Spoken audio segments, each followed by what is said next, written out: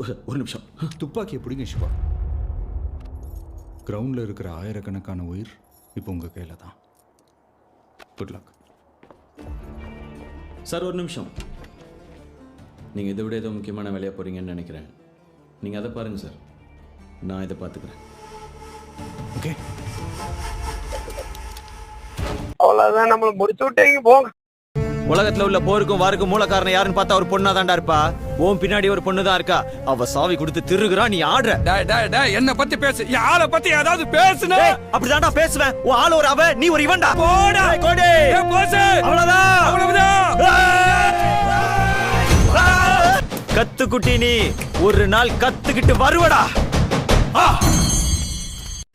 அது என்னடா சொன்ன அவன்? துப்பாக்கியை பிடிங்க சிவா.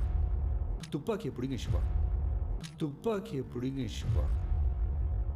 துப்பாக்கியை பிடிங்க சிவா.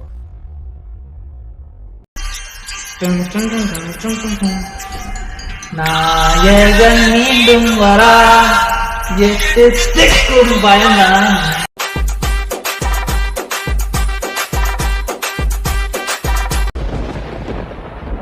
அசையாத மரம் ஒன்று உய்ந்தது கீழே.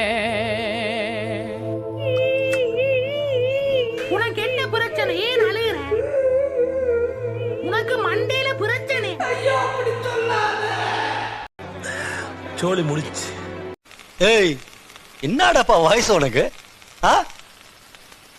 ஏ ராமு, காலம் மாறி போச்சுடா. அப்படியே டபுக்கு டபுக்கு டபுக்குன்னு மேல வந்துடுறானுங்க. ஏய், அன்பை பத்தி உனக்கு என்னடா தெரியும்? உனக்கு ஆகணும்டா. கூட இருக்கவனா நம்ப முடியல ஃப்ரெண்ட்ஸ். துரோகம் ஏன் ரொம்ப கஷ்டமா இருக்கு தெரியுமா?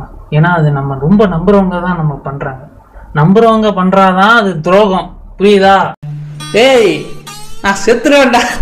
போப்பா, என் படத்தை தாண்டி போ. நம்மளே பரிதாப நிலையில் தான் இருக்கிறோம்.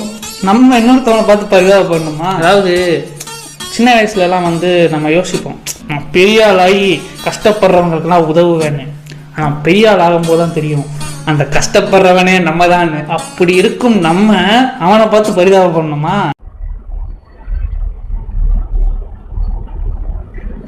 மாமே